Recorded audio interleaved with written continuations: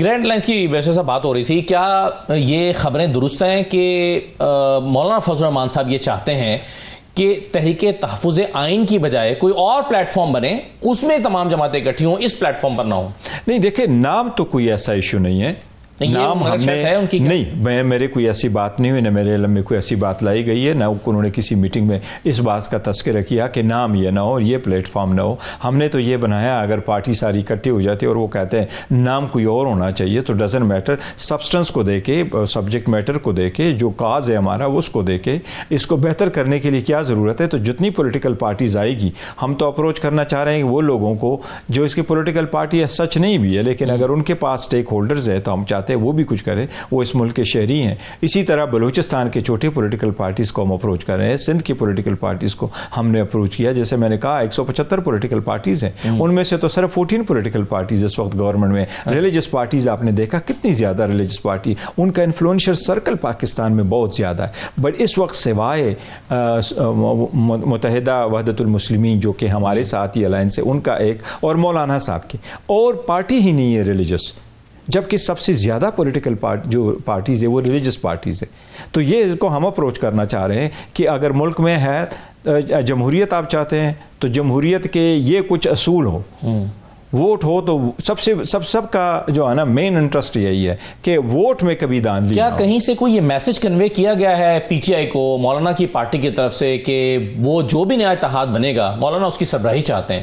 نہیں، مولانا صاحب نے کبھی ایسا ہمیں نہیں بھیجا، اور مولانا صاحب اگر کہتے ہیں کہ اس شرط پہ ہم نے کرنا تھا تو میرا نہیں خیال کہ کوئی اس کو کہتا مولانا صاحب کو کہ آپ سربراہ نہ بنیں، ایسی کوئی بات نہیں۔ خوشی سے قبول کر لے گی؟ میں کہہ رہا ہوں یہ بات ہی کوئی نہیں ہوئی ہے۔ نہیں، اگر فرض کیجئے یہ شرط آ جاتی ہے مولانا کی طرف سے تو کیا پی ٹی آئی قبول کر لے گی؟ مولانا صاحب کی طرف سے میرا نہیں خیال کہ مولانا صاحب کو بڑے سینئر پولیٹیشنز ہیں، اور محمود خان چکزئی صاحب بھی سینئر پولیٹیشنز ہیں، ان دونوں کے درمیان ہی بات ہوگی۔ لیکن بات یہ نہیں ہے کہ اس نے، میں اب یہ کہہ رہا ہوں کہ مولانا صاحب چکزئی صاحب ہوں گے یا مولانا ہوں گے؟ نہیں، دیکھا پاکستان تحریک انصاف سب سے بڑی پولیٹیکل پارٹی ہے۔ آج بھی ہم نے اسٹیئرنگ کمیٹی جو بنایا تو اس کا چیئرمین ہم نے شاہدہ خان عباسی صاحب کو بنایا کہ وہ تعین کرے کہ سیمینار کرنا ہے، کنونشن کرنا ہے کس طریقے سے، اور پاکستان تحریک انصاف پرپس کو دیکھ رہی ہے اور وہ پروٹوکول کو نہیں دیکھ رہی کہ نہیں یہ ہم سب سے بڑی پولیٹیکل پارٹی ہے۔ پروٹوکول کو دیکھ رہے ہیں، ہم ان کو یہ کہہ رہے ہیں، باقی لوگ تو چاہ رہے ہیں کہ انہیں سربراہی۔ دیکھیں نا، خان صاحب میں تو یہی تو ڈیموکریسی ہے، اور خان صاحب یہی تو سیکریفائس کرے، اور یہی تو وہ کہہ رہے ہیں کہ میں اپنے لیے کچھ نہیں مانگ رہا، میں ملک کے لیے کہہ رہا ہوں، جمہوریت کی خاطر کر۔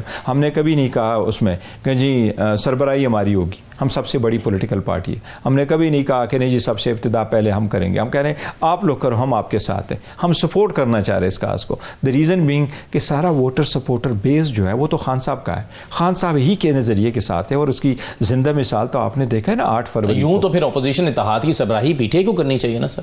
نہیں، تبھی تو میں کہہ رہا ہوں کہ دیکھو نا، خان صاحب نے کبھی نہیں کہا، ہم نے تبھی تو محمود خان چکزئی صاحب کو ہم نے کہا صدارت کے الیکشن آ رہے ہیں، آپ بنے۔ محمود خان چکزئی صاحب کے پاس تو ایک ہی ووٹ ہے، وہ تو اگر ایسا ہوتا تو ان کے پاس پروپوزر سیکنڈر نہیں تھے، وہ پروپوزر بنتے تو اس کے پاس تو سیکنڈر نہیں تھا۔ لیکن ہم نے ان کو کہا کہ آپ الیکشن پہ کریں۔ ہم نے جو علامہ راجہ ناصر صاحب ہے ہمارے ساتھ اتحاد میں ہیں، ہم نے ان کو کہا سیٹ کوئی مسئلہ نہیں، آپ پنجاب سے سینٹ کی سیٹ پہ آ جائیں۔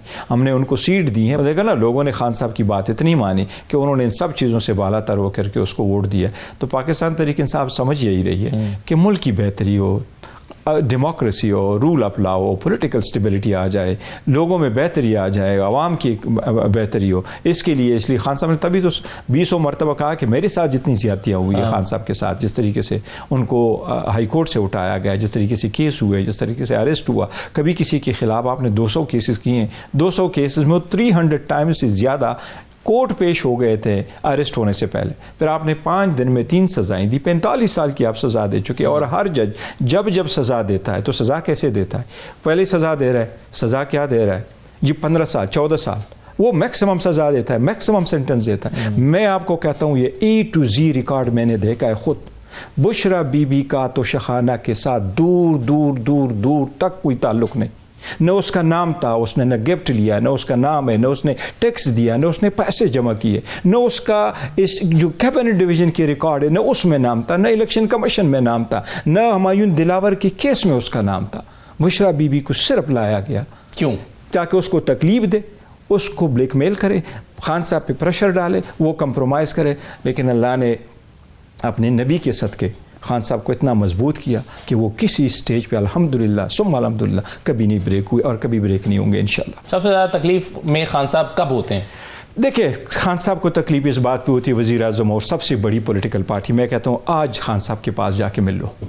मैं कितनी मरतबा मिला हूँ, खान साहब ने कभी एक मरतबा ये नहीं कहा मुझे कब बाहर आप लोग निकालोगे।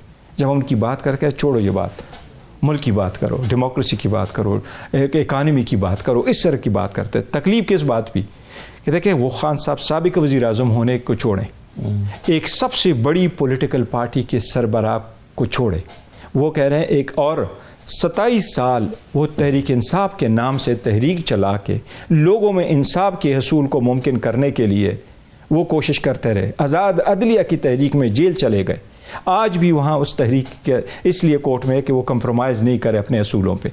लेकिन खान साहब की रिक्वेस्ट क्या है, एक आम ये सारी चीज़ें छोड़ के भी वो कहता है एक आम शहरी की हैसियत से भी मेरा भी कुछ राइट है, मेरे केसेस को सुनो, मेरे केसेस को फाइल करो, मेरे केसेस को वो जज सुने जो इंसाफ दे सकता हो।